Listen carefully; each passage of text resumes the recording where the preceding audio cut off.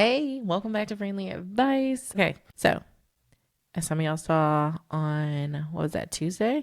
I posted and said, I'm starting an agency again, which is all true, all facts, not false. So I'm starting a new series about that agency where I am quite literally doing it with y'all. Like, I have been thinking about this for months and months and months. When I returned back to the online space, I was like, should I be an agency girl again? Should I be a coach? This is the reason I took a break last week, because it was all I could think about and all I could do was figure out what I wanted to do. So I'll tell y'all the truth. There is literally no notes today. This is just Fran yapping. So we may go some places I didn't even know we were going. But basically, I'm starting an agency again. I'll tell you a little bit of the backstory and why and really get into it. So the first thing I really thought about when I was like, what am I doing? When I came back to the online space was like how much I missed my team. I missed working with people. When it came to like managing podcasts, I miss being able to actually do it. I love coaching. I think it is like so transformative, it's helpful, and all the good things, etc., etc. But I'm a hands-on girl. So it's been hard for me to like coach clients and sit there and be like, just do this, when really coaching is not quite therapy, not quite doing a service. It's mostly like walking people through like how to strategize, how to do it for themselves, and like teaching a man to fish so that he can like feed himself for a lifetime, right? Or a woman, excuse me. But I'm finding that I love the coaching part, but I still miss the agency lifestyle. I miss like quite literally waking up and feeling like, I'm that bitch. I'm a CEO. I'm her. Like, even talking to y'all about that episode where like so many of y'all reached out and said like, this is the friend I know and love. I'm so excited to have you back. The real reason it was me is because I was like quite literally talking about what it felt like to be a CEO and how I stopped feeling like a servant or the help or anything like that. So I was like, okay, cool. I want to start an agency again. I've been thinking that for months and months and months, but I just like let it hang in the back of my head because I'm like, oh, the kids are home. They'll both be home for summer. I'm staying at home. I really can't do agency life in this. Like, coaching probably could be easier for the lifestyle we have right now. And I was like, girl, are you kidding? Are you kidding? That agency lifestyle is the best place for people who are so busy, like life busy wise. So I was like, okay, let me stop playing around and just build the damn agency again. So I'm not doing a podcast agency this time. And I like really was like hard pressed to think about like, should I just do that? Because it's quite easy for me to start up, but I already sold parts of that off, and there's parts that I can no longer like actually give away anymore. So I'm like, okay, don't do that. Don't set yourself up for failure, right? And so I just did exactly what I told my clients to do. I listed out like things I know, like every single damn skill I know, like all in one on one piece of paper. It was kind of grueling. Some of them I was like, why would I write down that I know how to do VLOOKUP? But then I started looking at a lot of like what I knew how to do. A lot of it is very data driven and data analytics, and not in the way like I can help you figure out where you should put something in the environment based on the data I found, blah, blah, blah. No, it's not that deep. It's not that deep. It's gentle data, as I would like to call it. But data that can actually get a business to move, get a business to a place that you want it to go. Anywho, so in all my thought process of like, what do I do? Do I start an agency again? Do I not? They say, okay, yes, I'm going to do it. So I want to live build it and do it with the people on the internet who I talk to every single day, with my clients, with my family, and just like have more people involved to not feel the loneliness of CEO life that can happen. But here is the deal. Here is where I'm just kind of like, okay, Fran, what are we doing? What the fuck are we doing? Here's where I'm like struggling a little bit. I'm like, do I build the agency and then like quit again? Or is this like going to be just a soft girl agency that just exists forevermore until like I figure out if I need to exit or anything like that. So I was getting ahead of myself. I was like trying to see the end when I'm still at the beginning, doing the thing that I tell my clients not to do. I was trying to imagine if this would burn me out again. I was trying to come up with like all these things and trying really hard to basically Doctor Strange this bitch. I was like, let me see all the timelines. And when I run an agency, all the timelines look like this if I run this type of agency. All the timelines look like that if I run this type of agency. Like, was really going in on myself, and I found so much healing in coaching myself through like starting over again. So one of the things I had to like do a lot of like coaching to Fran and to my inner child was saying your last business, your last agency does not define this one. And I was like, but the only reason I know how to run an agency is because of that one. And then I had to remind myself, defining is not the same as experience, right?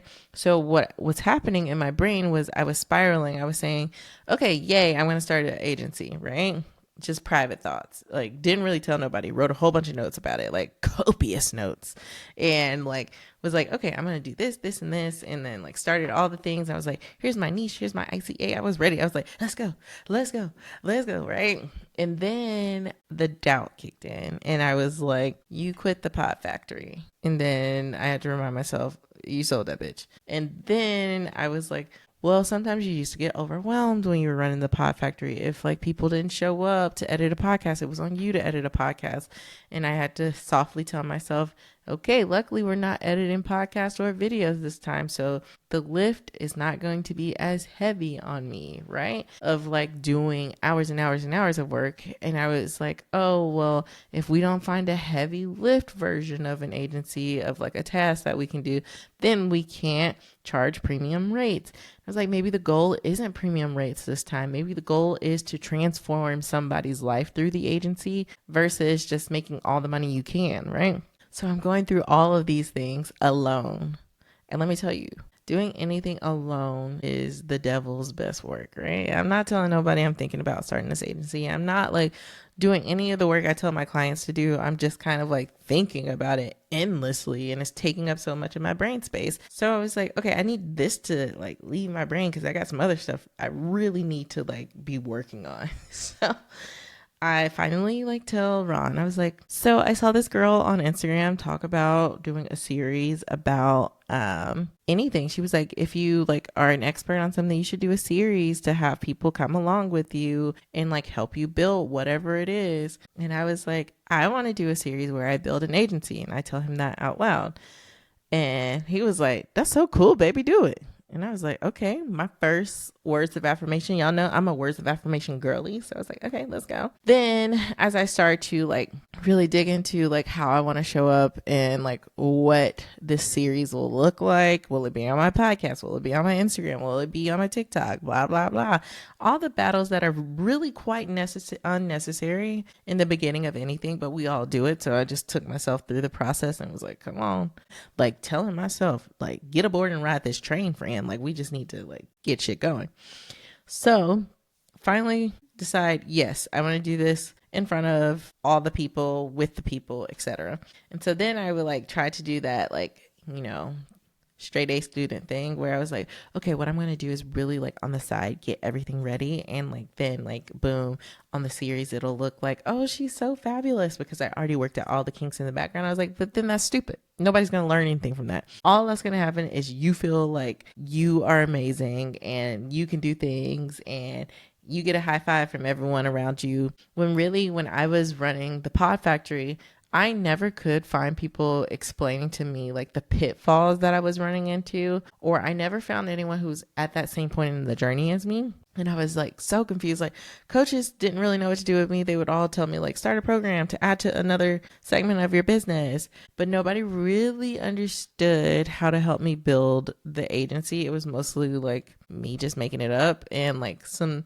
tips here and there from some friends who worked in leadership. So I started to understand like embodying CEO work more, but I still didn't understand the strategies and systems needed to like make an agency work without a whole bunch of like trial and error. And I was like, okay, fine. Just that's the name of the game, trial and error. So this time I'm like do the trial and error in front of them. Do not try to be your little perfect self. Embrace the type C era you are in. I'm a former type A who then was diagnosed with ADHD and had 2 kids and somehow have become a type C, which mostly looks like you being like a performative type A, but shit really ain't done. You really low key have type B tendencies. So I was like, okay, cool. I know all these things about myself and I want to like really do this and really like come out the gate swinging. And I was like, let's call it Operation Agency Kick Ass or something like that. I don't know. I was being so ridiculous. And then I literally hear God saying, you already have a name for this. And I was like, no, I don't, Jesus. I'm just starting. I'm new to this. I'm new to this series. I am so new to building an agency with and in front of my audience. And he was like, no, the name, you already have it. When I was coaching people on the side back in the day when I had the Pod Factory, I had a coaching program called Agency from Scratch. And I was like, there we go, Jesus, you the one. So I'm calling it Operation Agency from Scratch. I will expound upon a lot of the stuff I talk about and things that happen as I built this agency out on the podcast. But most of the series will live like on my Instagram, and you guys will get like more of a deep dive in details of like what's going on and how I'm doing. So this week, the one that will come out today, but the one that I'm posting today is all about like what type of agency I'm starting. Oh man, look at me. I'm just cheesing. But I am starting an agency for influencers and not your traditional like VA influencers. I'm so like nervous to talk about this, but also so giddy. Okay. So what I noticed, and everything's not really laid out or baked out. I'm quite literally also brainstorming with y'all. So feedback is welcome, but if it's mean, let your mama know, not me. So what I was looking at, because I know quite a few influencers, a lot of my former Pod Factory clients were influencers. My sister's an influencer. I have friends who are influencers. And what I've noticed about all of them, especially the women of color influencers, they're going to be my ICA. What I noticed about all of them is they get brand deals, but not as many as people of our counterpart. Like, yeah, and if you understand counterpart, you know what I mean. So what I was looking at was like, but their engagement is hella more. Like their engagement is crazy, like crazy work compared to other people who are just getting deals like for just doing a get ready with me for the 8,000th time saying the same thing and promoting the same eyeliner. But my girl's out here coming out with new looks, new styles, telling you new things that are going on in the town, building shit. So I was like, why aren't they getting the brand deals in the same way? And I was listening to a few of them tell me about like the data they use. They mostly use just like the Instagram analytics. They don't really look at like the click rates of things of that nature outside of Instagram or TikTok or things like that. And I'm like, there's so much more data to prove that you can get people to follow you anywhere around the internet. Like, y'all could literally start an email list and be like, hey, I just started my email list 30 days ago and I already have 10,000 people on my email list. I'm pretty sure people want to buy from me and respect me and trust me and they like me, right? So you guys got the know, like, and trust down pat. We just need to get the money in the door. And the other thing I was thinking about with influencers of color, I see them leave these platforms more frequently than anyone else.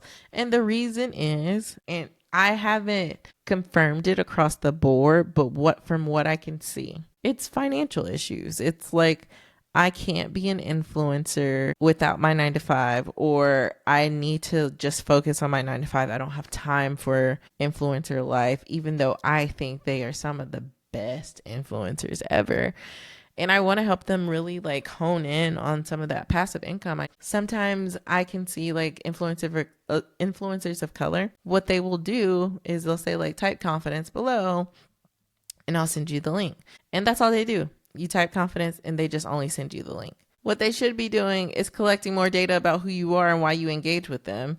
Because the fact that you wrote confidence on their post because they said they really like this skirt. We need to figure out like when did they start trusting you like that to just ask you for a link and actually take action to like engage with you, right? So at that point, it's more so like, hey, what's your name? What's your email? Can I like send you my monthly newsletter? So I was like, okay, I want to build an agency where we manage like their ManyChat, their like to know it, their email list, and pull together the data they actually need to prove that they are worth everything that other people are worth in the influencing industry, right? A very simple agency is very low lift, and then it'll be like more of a low cost, which some people are like, oh, Fran, that's going to take you so many clients. Girl, I have 50 podcast clients.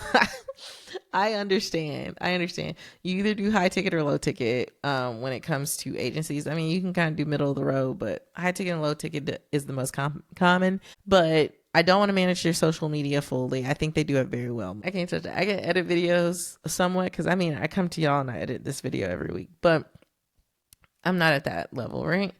And I don't enjoy doing social media management like that. That's also something I tell my clients. To pick your agency niche, there are a couple different requirements, and we've talked about this before. And number one, does the market actually want it and crave it? And I can tell the market wants it and craves it because a lot of influencers of color are talking about how hard it is for them to like bring in income from their influencing, right? Number two, do you actually enjoy it? Is it something you actually enjoy doing? I don't enjoy social media, so I don't do it, right? And then number three, is it something that you're willing to just hone in and learn and really get to know very well and sit close with? And it is. So that's what we're doing. And right now, all I have is that. All I have is the idea. I don't have like everything fleshed out because then that I feel like that's like cheating at this point. Like I'm not really doing the thing I told you guys I was going to do. So each week I will give you an update on how the agency is going, and this should align with like most of you who listen to this podcast who want to start an agency. So you can do this right alongside me if you're just like, oh, perfect. I am not ready for a full-time coach, but I really want to get my agency going. You can follow alongside and figure out what I'm doing next. But yeah, so far what I've got is like a pretty almost like locked in niche for my agency. But I need to like hone in on it a little bit more and like figure out some more of the details. Like when I say more of the details, like I want to know my ICA a little bit better. But like just figuring out if I want to narrow down my ICA or if she is just an influencer who has like X amount of followers. I don't even know that. Now that I say it, let's think about that. Let's dive into it and I'll go through it like I quite literally would coach somebody through it. Let me get my notebook out. We'll do this for real. This is what I'm talking about. Like, I'm not going to do it on the side. I'm build it with y'all. Okay. This is kind of scary. Okay. So if I am thinking about my ICA and my question to myself was, do I want to think about them in terms of how many followers they have for this to be impactful? So a couple questions I have for myself immediately when I think about that question is, how important is it to already have somewhat of a following for what we're doing as an agency to work? So let me write that down. Okay. And then what I'm initially thinking, and I'll do some more self-coaching that is like a little more silent and reflective, and I'll come back to you guys and talk about it. But what I'm initially thinking is like, it might be hella important for them to already have at minimum 10,000 followers, because what I need is the data to actually help you move people around. But then on the other side, the flip side, when I think about some of the more like mini micro influencers who are between 5 and 10K, maybe the reason they're having a hard time growing is because they're not moving their followers anywhere and their followers don't know them as much. Maybe they're newer to this and their followers haven't really got to know enough about their story. And it might be very impactful and beneficial for them to start like an email list with a newsletter, or for them to start looking at a blog where they could talk about who they are a little bit more and share their lifestyle, and using Pinterest to like drive more traffic. So thinking through it through that lens, it's like maybe that version of who we help in our ICA might be more of a future thought. And for now, it may be people at least between 10,000 followers and about 500,000 followers. Okay, so this is what we're doing. This is what we got so far. We know that the series that I'm going to post about every week is going to be called Operation Agency from Scratch. We know that I want to work with influencers of color to make sure that they can actually prove, and not necessarily prove, but they can actually show proof that they can get their followers to follow them anywhere on the internet, so that brands have no choice but to work with women of color influencers as well. And then also to make sure they have passive income while they wait for brand deals to come through, like by tracking who's clicking links and like all the data heavy things, and like showing them more of how impactful their work is to the people around them. And some of you may be like, why did you settle on influencers? Is it because your sister's an influencer?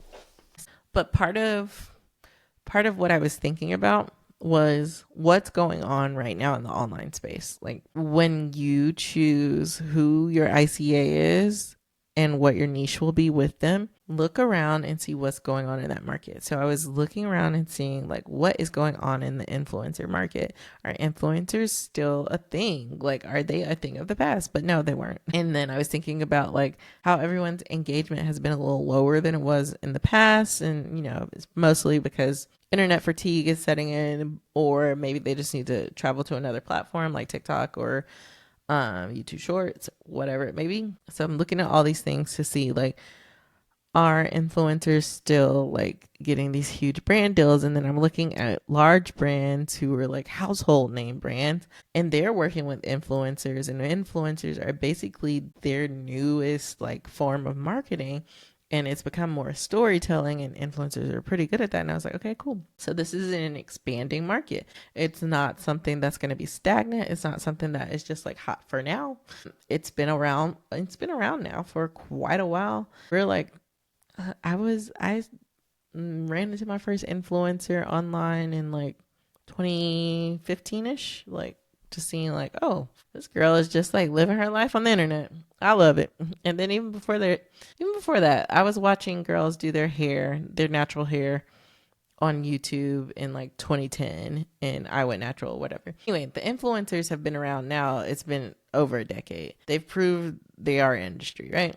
And okay, so I'll be here talking about my agency from scratch. And yes, I still will coach. So if you are trying to start an agency and you're just like, Fran, I can't believe you're doing it again. How do I start one for the first time? I got you. There will be a link below in the show notes to book a one-on-one call with me. It is a sales call minus the pressure and no big deal. If you are curious and you're like an influencer and for some reason you landed on my podcast, you're curious about my agency, come on over to my DMs. Let's chat. Bye.